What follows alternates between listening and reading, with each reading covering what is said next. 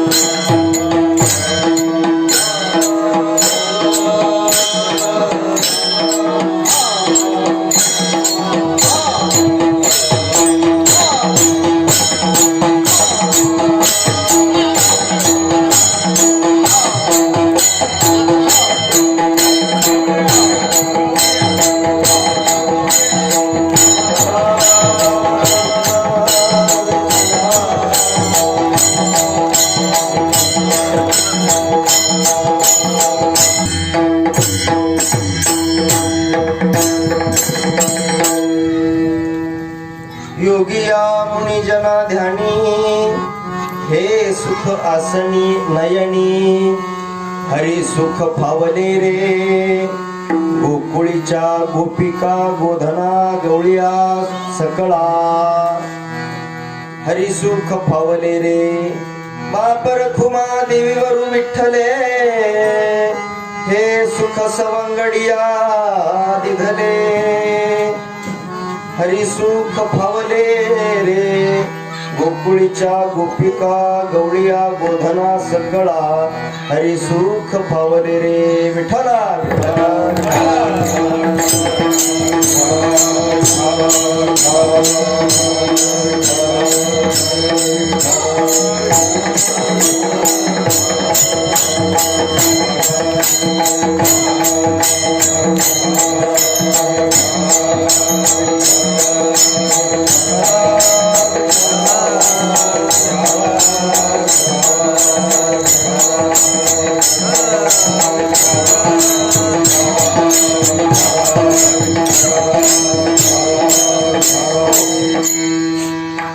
योगिया मुनिजना ध्यानी हे सुख आसनी नयनी हरी सुख फावले रे गोकुळच्या गवळिया गोपिका गोधना सकळा समचरण सरोजम सांद्रनीलांबुधाभं जगन्निहित पाणिमंडलं मंडलानां तरुण तुलसीमाला कल्हरं कंजनेत्रं सदैधवलहासं विठ्ठलं चिंतयामि ओम नमो शिवा आदी कावडी घेतली खांदी मिळाली संत मांदी याचे चरण रेणू वंदिरे शिवनाम शीतळ मुखी सेवी पाका पडिया रे दडदड दडदड दुडदुड दुडदुड पळ सुटला कळी काळा बापुडिया रे शिवनाम शीतळ मुखी मनोजवम मारुतुल्यं जितेंद्रिय बुद्धिमत्तां वरिष्ठं वातात्मजं वानरयुतमुख्यं श्रीरामदूतं शरणं प्रपद्ये पांडुरंगा करू प्रभमा नमः पांडुरंगा करू प्रभमा नमः पांडुरंगा करू प्रभमा पांडुरंगा करू प्रभमा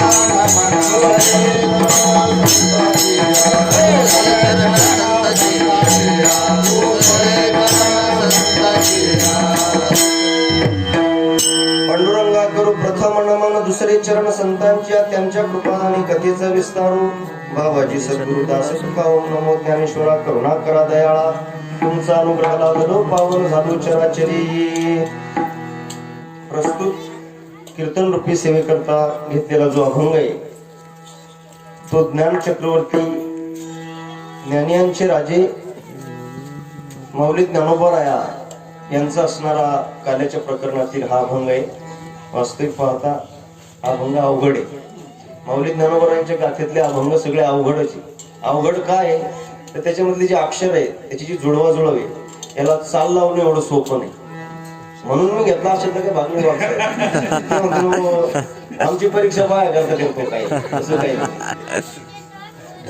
काय झालं नाही. मी जे अभंग आपण जे अभंग सतत सतत ऐकतो या अभंगाचं निरूपण आपण सतत सतत ऐकतो त्याच्यामुळे हे अभंग थोडे अडगळीला पडल्यासारखे झाले.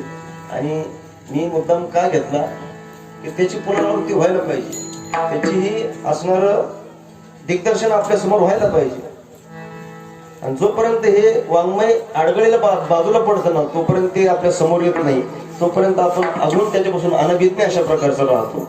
आणि म्हणून त्याच्यावर कुठेतरी प्रकाश पडला पाहिजे. वास्तविक ते प्रकाशितच, परंतु आपल्या जीवनामध्ये त्याचा कुठेतरी प्रकाश पडावा याच्याकरता या अभंगाचं त्या ठिकाणी मी काही अंश ऐकलं चिंतन त्याच्यावर. म्हणून आज नवीन माझ्या पाठातला नव्हता अभंग, मी पाठ करूनच आले ते विठ्ठल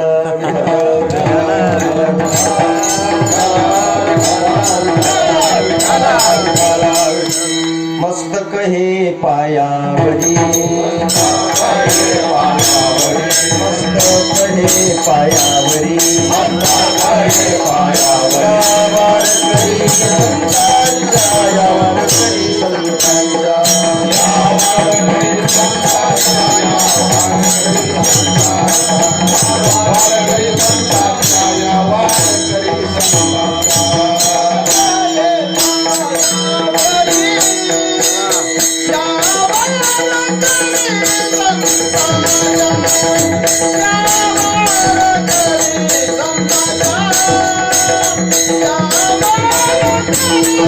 Santada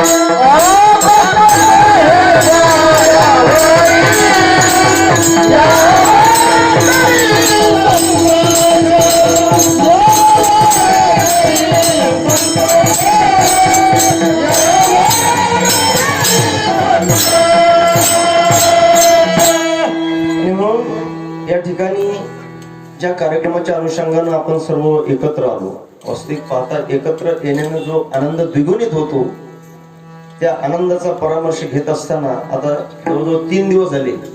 3 दिवसापासून हा त्रिदिनात्मक अखंड हरिनाम सप्ताह म्हणायचा, याला जरी 7 दिवसाचा नसला तरी तो त्रिदिनात्मक का होईना, परंतु हा सप्ताह या ठिकाणी अतिशय कशा करता करतो आपण, हे सर्व दुःखाचं कुठेतरी परिमार्जन करण्याकरता आणि आनंदाची अनुभूती जीवनामध्ये येण्याकरता हे सगळे उत्सव आहे.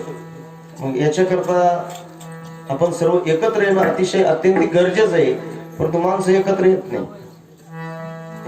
नाही, त्याच्यामुळे त्या आनंदाची अनुभूती जीवनामध्ये माणसाला मिळत नाही. आणि आनंदाकरता, सुखाकरता, समाधानाकरता प्रत्येकाची धडपड आहे. कोणाला वाटतं की मला दुःख व्हावं, दुःखाकरता कोणाची योजना नाही. प्रत्येक जीवाला सुख व्हावं हीच त्याची अपेक्षा आहे. पण सगळ्या सुखाच्या आशेत जन्म निघून जातो, परंतु त्याला त्या सुखाची अनुभूती येत नाही. सर्व सुखाची आशा जन्म गेला,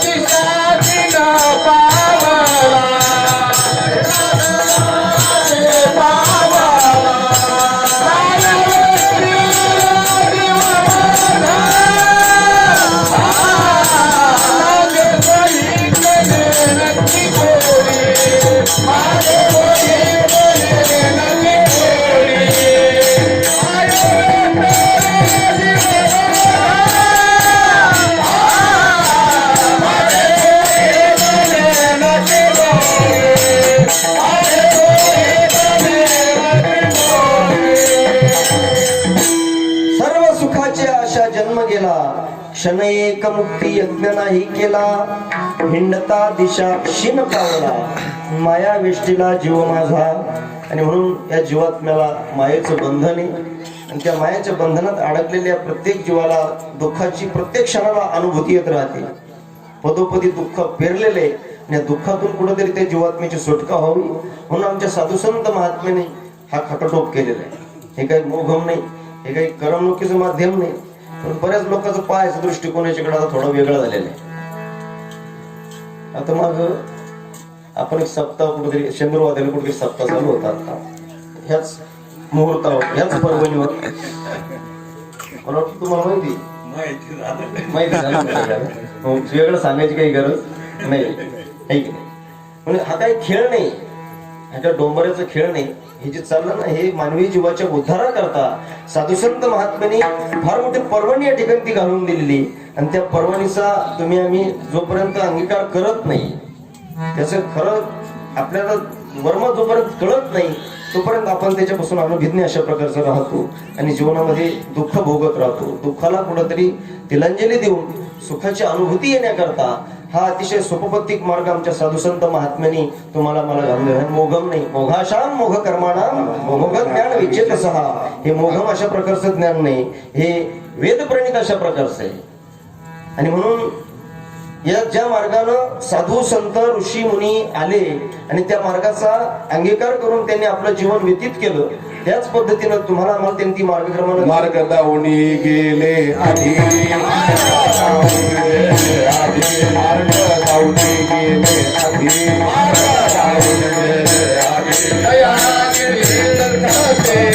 दयानिधी संत ते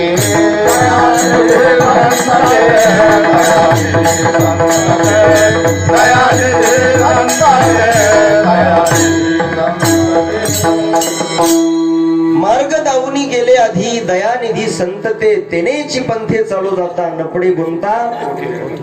आपला गुंता कधी सुटला का? नाही. एक साईता तो पुढे उभे, एक जर गुंता बाजूला करण्याचा प्रयत्न केला तर दुसरा उभा ठाकलेला आहे आपल्या समोर. आणि म्हणून ही गुंतागुंत जीवनामध्ये नाहीशी व्हावी याच्याकरता आमच्या साधू संतांची प्रणाली भूतलावर अवतीर्ण झाली आणि ती तुम्हाला आम्हाला चांगला मार्ग दाखवण्याचा प्रयत्न केला. आता महाराजांनी सुंदर प्रमाण दिले, मार्ग दावून गेले आधी, दयानिधी संत ते. किंवा त्याच्या अगोदर वेद मार्गे मुनी गेले, त्याच मार्गे चालिलो, वेद मार्गे मुनी गेले, त्याच मार्गे सर्वांनी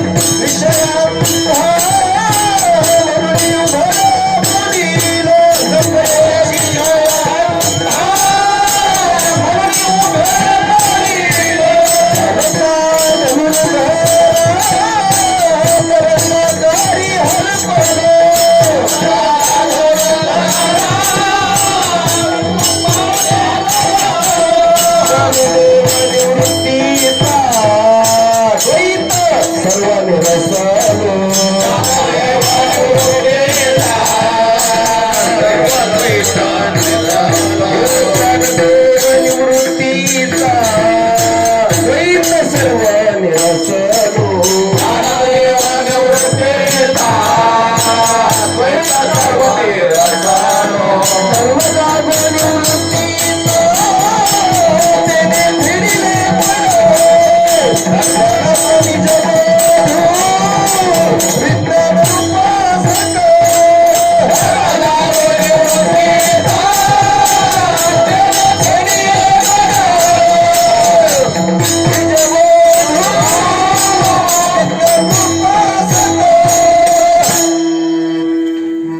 वेद मार्गे मुनी गेले त्याच मार्गे चालिलो न कळेची विषय अंधा म्हणून उघड बोलिलो चालता धनुर्धरा तरंगाकारी हरपलो ज्ञानदेव निवृत्तीचा द्वैत सर्व निरसलो.